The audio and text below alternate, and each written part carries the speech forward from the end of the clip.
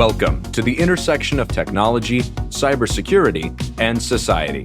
Welcome to ITSP Magazine. You're listening to a new The Changemaking podcast with Chloé Messdaghi. Each episode will introduce an area of technology that needs work and highlight the changemakers working on it. Join Chloé and guests as they tap into their passion about equity and rights for all. Knowledge is power, now more than ever.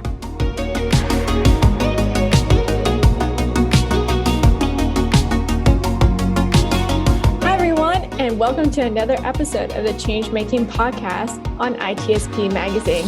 My name is Chloé Messdaghi, and with me today I have Cheryl Biswas, who is the advisor and founding member of the Diana Initiative.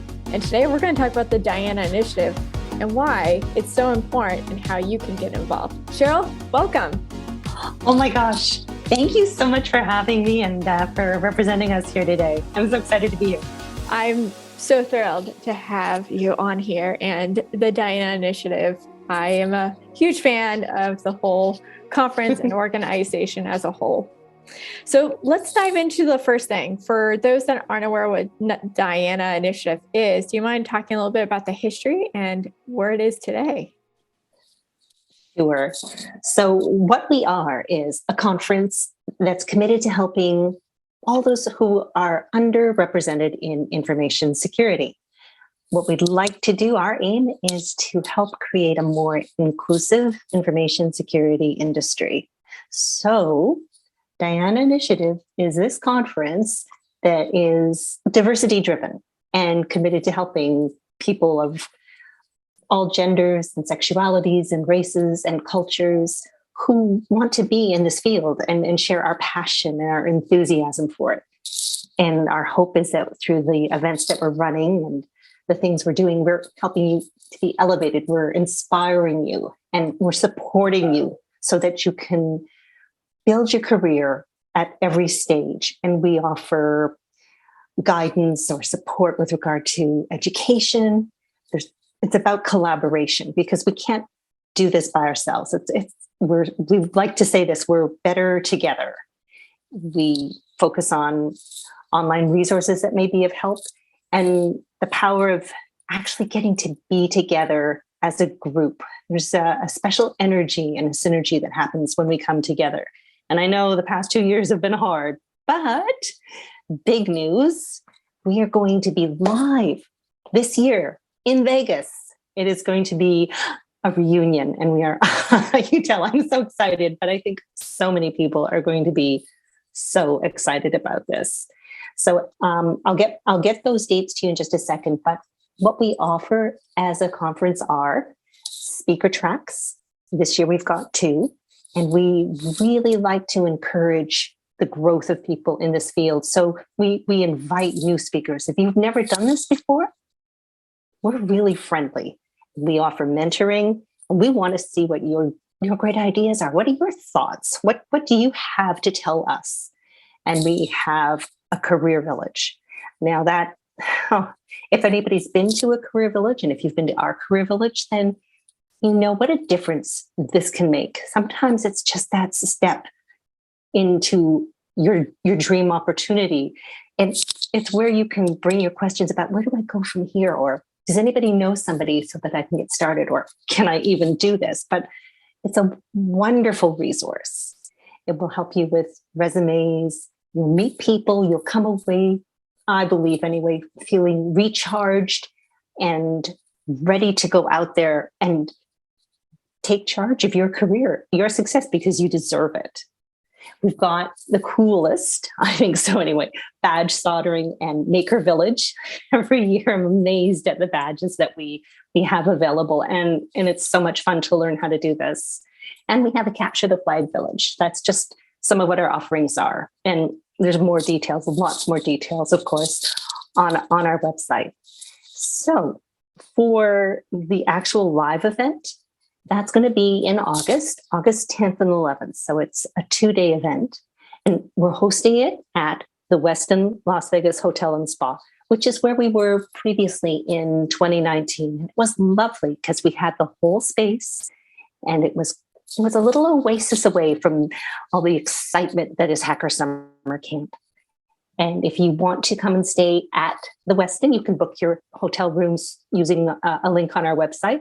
And if you do it for 3 days, you get to save. We've also got tickets are available now, and we've made them so that they're affordable. Yes, you can pay us a lot more money, and we will be very happy to take it. But we also realize this isn't an easy time for a lot of people. So we are offering free tickets for people who are unemployed or underemployed. It's for students, because everybody remembers what it was like in student days. Military veterans, whom thank you so much for your service and what you've done for us. We want you to come join us and be part of something amazing. And we'll be doing promotional events. So follow us on social media. We are on Twitter, LinkedIn, I believe on Facebook. I'm not on Facebook, sorry. So I can only say that. And then we are also planning a virtual event for July 16th. And I think everybody's had a lot of experience now being part of or helping to possibly run a virtual event, and we'll have more information available on that. And that is pretty much it for just talking about the live event coming up. Oh, I know what I forgot to tell you, and this is very exciting too. To follow up on our speakers, our call for proposals, our CFP, has just opened. So please check our website, which is dianainitiative.org, and you can find all the information and details you need there. There's 20-minute talks or 50-minute speaking slots, and one submission can make you eligible for either the virtual or the in-person event, or for both of them. The key date for you right now is March the 14th. That's when we opened. April the 25th. So April the 25th is when round one closes. And then May the 30th is when round two closes. And again, just follow us on social media online and you can track those dates. But seriously, if you've got an idea, we would love to hear from you. And everything you need is right there on the site to get your submissions in. Yeah, I remember the first time I went to Diana Initiative, it was in 2018 summer. And I came in and I went to it was my first year in InfoSec pretty much still. And I went to the Career Village. I got my resume done, but also I got headshots taken, which was fantastic. Yes. And I got let in for free because I volunteered for like an hour or even less than an hour, but it was because it was like end of day and I came in like, oh, I never heard about this event, but I heard it's really open and it would be nice to go somewhere where it's open. Because I just remember going to Black Hat and just feeling so overwhelmed by just mere fact that there was hardly anyone who looks like me in the room. And I just remember going there, I was just like, oh, wow, are we even invited? Like, am I in the wrong place? I thought it was a gentleman's club, but I just remember that and just feeling overwhelmed and just, and then you go in Diana Initiative and the energy is it's so relaxing. You could be yourself. Yeah. You don't have to, you don't feel overall overwhelmed. You just feel comforted and accepted. Like you shared earlier, it's a happy place. It has great energy. And I remember that the following year, I was so excited to go back to Diana Initiative, and I actually got to speak there, and and I got to go to the badge station, and I just loved it. Like whenever I think about Diana Initiative, it plays such a huge role, I would say, in my career by knowing that there's conferences like Diana Initiative that exist. And I think that's what makes it so important and empowering, and seeing how it's expanded and evolved, over the past few years. It's so great that it's doing that. It's helping the community evolve as well. Thank you so much. That is music to my ears. And really, this is where it came from, was that desire to make something that we wished we could find and we could go to, that place where we wished we could just sit down and breathe and feel welcome. And you didn't have this sense of being crushed in a crowd of black t-shirts. And I'm not that I have anything against black t-shirts, but it is overwhelming. You've got 25, 30,000 hackers filling these hallways, and everything's in a rush, and you have to get from one space to another. And really what you'd like to do is just sit down and have a really good conversation with somebody who's coming at this with the same kinds of experiences or feelings that you are. And that is what we do. And we wanted people to be able to talk openly and honestly and safely in an environment that was calming and relaxing. And I think that we've achieved that. I remember when we had the venue at the Westin for the first time, and it felt so open and so spacious. And just seeing, I loved it. One of my very favorite things is seeing the groups of attendees just pull up benches or pull up chairs and settle in for these wonderful, magical conversations that only seem to ever happen at these events. And you make these, well, we've heard about them, these lasting friendships, these incredible opportunities and life-changing get-togethers. That's what, we hope happens for so many people, because that's what we're hearing is happening.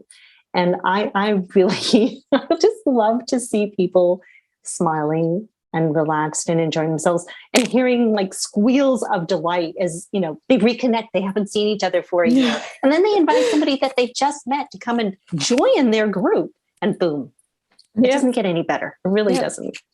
Exactly. Like it's always nice to see familiar faces when you go there. And I also, for everyone who's planning on attending or is thinking about attending, and you're unemployed or you're thinking about leaving a company, I honestly, in the past, I'll be honest, I have looked at the companies of who's sponsored, and I'll only apply to those companies. I kid you not. Because it's like, that they're supporting, that they're trying to support people that are marginalized to be recognized and to be able to work in an office. And it's just like, it's really good to see that. And so for people, take advantage of that career village, and also take a look at the sponsors. And it really, it seals the deal when you see companies that are willing to sponsor a conference that is so incredibly rewarding for so many folks in the industry who's ever felt isolated or alone. I cannot say thank you enough, honestly. And we have sponsors who come back to us year after year, sponsors who were with us from pretty much the start of things. This wouldn't happen without that foundation and that boost. They lift us up. They allow us to afford the cost of a great venue that will make people have that extraordinary experience, who will dream their dreams and then realize them. That's what's happening here. So to all of our sponsors, past, present, and future, you're part of something enormous. You may think you understand the extent of what you're doing, but I'm just going to tell you, no, it's greater than that. And we are just so grateful, so appreciative, and so excited to have you on board. Yep. And now I also know that, Diana Initiative would never happen besides the sponsorship, but volunteers, there's so many volunteers that make this a reality, and to make it such an ease for people that are attending, or people that are speaking, or brand new people that are coming in the door and are just overwhelmed and feeling maybe a little shy. Like, all the volunteers are there to just be like, hey, you got this. We're here. How can I help? What can I do for you? And it's just so great. You walk in the door and you're like, this is the best customer service I've ever had. And they're all volunteers at the end of the day. Absolutely. I love them. I love the energy. So a lot of groups do. We have our Slack and our different channels, and the energy that comes from the people, from our volunteers and our members, it is contagious. It is powerful. One of the beautiful things I saw last year was during our second virtual event, and it's hard to run an event, but it was even more challenging, I think, to run a virtual event, because you're not getting that in-person excitement. And I think at that point in time too, we were all wondering, when is this going to end? When can we go back to what we used to do? And I love how supportive the messages back and forth on Slack were. I wanted to share a little glimpse of the behind the scenes with everybody so that you could understand how beautiful it was. I was seeing people saying to each other, hey, you did great. Or if there was something coming up, it's like, oh, don't worry, we have got that. And there would be these virtual high fives and hugs. I've never really seen anything like that. And it was powerful and it was positive. And you could feel it through the words and through the emoji after running 2 extraordinary days of this event. I love the people on our team more than I even have words to say. And I have lots of words. So how can people get involved? I know that there's volunteering like online for your virtual event on July 16th.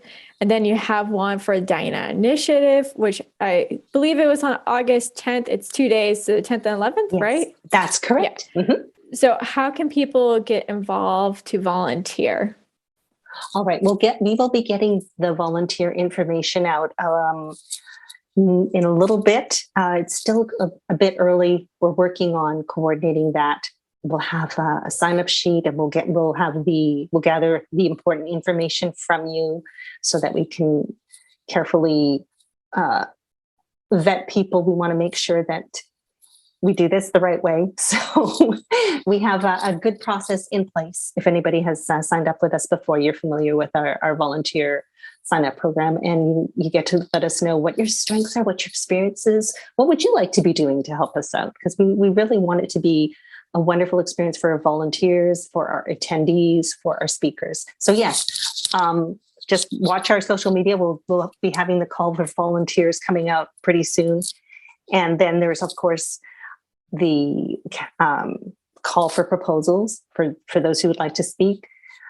There are the sponsors, and we'll have different events for raising donations, because individual donations matter just as much to us. And we've seen extraordinary generosity, and it's really exciting and encouraging to constantly be reaffirmed by the community that we're doing a good job and we're making a difference.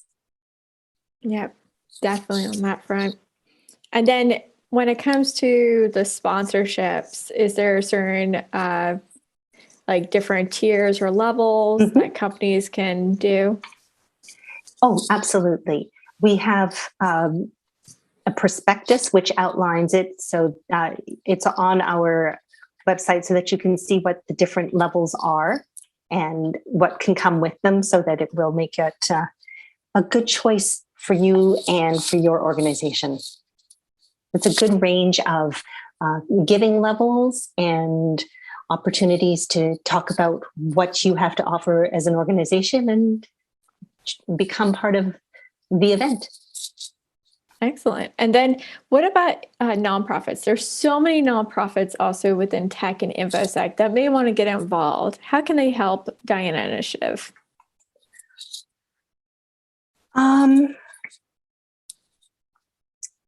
Well, we have, I think it's called there's Benevity Giving, where you can do matching gift programs or matching donation programs. We're running trying to run a student scholarship program. We have some PayPal giving. Is that along the lines of what you were asking? Yeah, no, that and then also people that are in other nonprofits, they can always volunteer too. Oh, we would love that. Yeah, we have so many. Yeah, I love the other nonprofits and organizations that are in this sphere, and I think I'm just always inspired by the work that they're doing, and the more the merrier, like we said before. Absolutely. Yep. Okay, so what is your favorite thing about the Diana Initiative? You have to pick only one thing. I know that's hard, but what is your favorite thing about the Diana Initiative? Oh my gosh. It is It is that feeling that you belong here. That's the best way I can describe it. Like you walk in and it's like, I found where I should be. Yeah. I want to, yeah, that it's not quite the sense of home. It's just the sense of this is where I belong. Yeah. Yeah. And and everything just goes from there. Yeah. No, I would say that that's probably my favorite thing too, as well. Is just knowing that, the Diana initiative, you literally walk in those doors and it feels like all the weight of are off your shoulders from attending like Black Hat or DEF CON. You just feel, you feel like, Yeah. it's very accepting. And it's so good to see, people that are like yourself and share similar backgrounds being in the same room with you. That's so hard to find at conferences. It is. And I think maybe the same, that feeling, I love being able to make people welcome. Maybe that would be the other thing next to that is being able to be there on the floor, welcoming people to the conference and greeting them with a smile.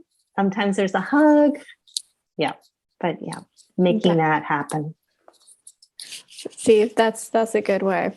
I mean, it's one of those things when I look back at all the conferences I've been to, at the end of the day, the Diana Initiative, I always could be myself. Like I don't have to worry or stress. I don't have to put up walls around me or anything. It just, you feel safe to be yourself. I'm thrilled. That's all I want. That's everything right there. Thank you. And hopefully one of those days, most of the conferences around InfoSec will be like that one day. I think we can teach each other. We can learn from each other. We are evolving as a community. I have a lot of hope for where we are going from here. I've seen good things, and I choose to focus on the good, even though my job is about worrying about everything all the time. This is a really good outlet for being an optimist and a positive source. I feel like every time someone's like, how do you work in cybersecurity? It's so it's so dark and gloomy. And I'm like, well, you got to have a little bit of light in the darkness. There we go. Yeah. See, you would never appreciate the light if you weren't in darkness. How about that? Couldn't have said it better. So what are some other things that people should take away from the Diana Initiative? Like say, for example, it's going to be their first time in Las Vegas Summer Camp Week, which for those that aren't aware, that usually means this 1 week that's all InfoSec, basically in Las Vegas. So you have B-Sides, Las Vegas, you have Black Hat, you have the Diana Initiative, and then you have also DEF CON, and then we also had QueerCon. So it's like a whole week of all these conferences for everyone in InfoSec. So you have the, people that are more in the corporate scene having their conferences, and then to the hacker scene, there's plenty of conferences for them. And then there's the ones in between. What recommendations do you have for people that are going to be going for their first time? Oh, first of all, welcome. Oh my gosh, I remember my first time, and it is amazing. So pace yourself. Be prepared to don't try to do everything all in one big fell swoop. Put some things. Make a little wish list. Connect, and also identify people that you are going to know there, and find the times and the places where you can connect.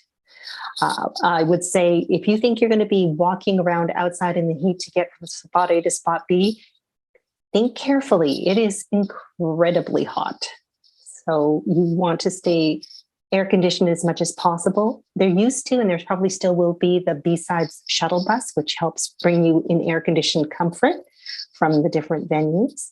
Water. You need it. So just bring your refillable water bottle with you. And there are fountains and things that you can use, but you need to stay hydrated. And you need to sit down and take a pause and Whether you do that by yourself or with a friend or a new friend, that's up to you. But just let yourself catch up on the rest, because you don't realize how much energy you're burning until you are exhausted. And then you might miss out on some of the fun stuff.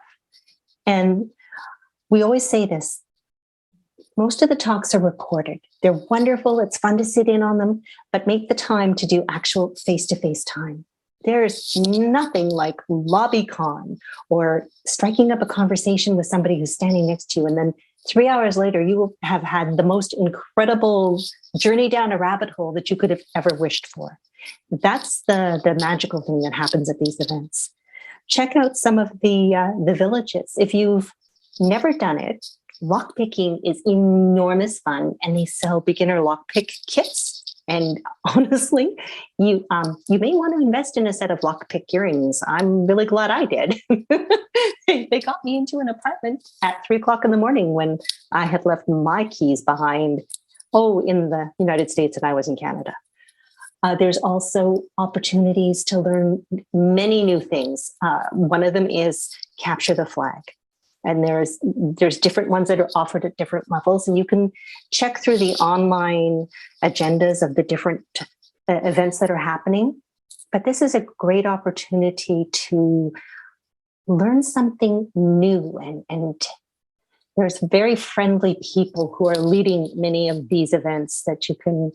They know that newcomers and inexperienced people are going to be trying to do this, and they want you to come and learn, because we are totally a learning community. So be prepared, bring a list of not everything, but of some of the things you most want. Make a list of the top 2 or 3 talks you want to catch so that you know what time and where to go. Remember, it's a lot of ground to cover, so you need to leave enough time when you're trying to get to your events. And again, one more time, water. You need to stay hydrated. There's lots of good advice online about managing your own security, not, be very wary of the hotel Wi-Fi, especially since this is a hacker con. There's good advice on what not to do so that you can keep your information and your identity safe, and that you can just relax and have a really good time. Yeah, say goodbye to your Bluetooth headphones. Don't do that. Turn Bluetooth off. You're going to have to, if you want to listen to music, it's going to have to be, wired in. And definitely on that, you be careful when walking around, with your shoes. It's hot outside. I remember my first day arriving in Las Vegas for B-Sides Las Vegas, and I was walking around at night, and I was wondering why the bottom of my feet were so hot, and underneath my chucks, they melted from the sidewalk. So take care of yourself and don't walk around in chucks in hot weather. And also follow the 3-2-1 rule, which we have is like take 1 shower a day, get at least 2 meals in, and sleep for at least 3 hours. And that's just the bare minimum to survive. And just plan on when you get home that you will not hear your alarm the next day. You will just be. And you need a buffer day. Few days. Yeah, you need like 3 days to recover. You just will sleep a lot. So I remember when flying out of Vegas, I don't remember landing. I just remember sitting in my seat, and then I remember I landed, and I was like, wow, I must be tired. It's massive, especially with the time change. If you're coming from the East Coast it's a 3-hour time difference. And so it's going to hit you just don't plan to do anything productive the next day. Sleeping is your best bet. Yeah. One full day of recovery for sure. Go for it. I was going to say, OPSEC, operational, security, make sure that you're aware of where you are, what your surroundings are. If you're carrying anything that is of value, have it tucked away, because you are in a place that is very busy, very crowded. Yep. If you were anywhere that was busy and crowded, the same kind of rules apply. Don't go off by yourself in a place that you don't know. It's just good sense. Have a buddy system. Wherever you go, any event, at least know one person there. And always always never leave your drink unattended. No matter what your gender is, it's happened to, I would say it's happened to women. It's happened to non-binary. It has happened to men. Someone slipping something in your drink. So everyone just see yourself as a potential target and keep your glass covered and don't accept drinks from anyone. Just go to the bar and get it yourself. At the end of the day, be safe. It is Vegas after all. Yes. And that is just really, really good advice. Like we say, trust no one. This would apply. Be optimistic and be paranoid at the same time. There you go. There we go. And you'll survive. But it's a lot of fun, all the scare and all that. It is a lot of fun. Like every time you're leaving, you're always wishing that, you're looking forward to the next year. It's something that everyone looks forward to, and people come from all around the world to be there. They do. I wish you, for those who this will be your first in-person event, my gosh, I wish you the best time, and be prepared to make some incredible memories. You're going to love it. Love it. Well, thank you, Cheryl, so much for being on the podcast with me. And for everyone who's interested in learning more about the Diana Initiative, the links are below. And, get involved. Everyone can get involved. You can volunteer, you can sponsor, you can attend, you can submit a talk. But most importantly, get the word out there. The Diana Initiative is probably one of the best conferences around the world that is so inclusive. You feel like you belong there, and you don't feel like the only one in the room. I love it. Yes, we want you. I can't wait to meet you. Come on over. Yep. I'm looking forward to it. Thank you again, Cheryl. Thank you so much, Chloe. Bye, everybody. We hope you enjoyed this episode of the Changemaking podcast with Chloé Messdaghi. If you learned something new and this podcast made you think, then share itspmagazine.com with your friends, family, and colleagues. If you represent a company and wish to associate your brand with our conversations, sponsor one or more of our podcast channels. We hope you will come back for more stories and follow us on our journey. You can always find us at the intersection of technology, cybersecurity, and society.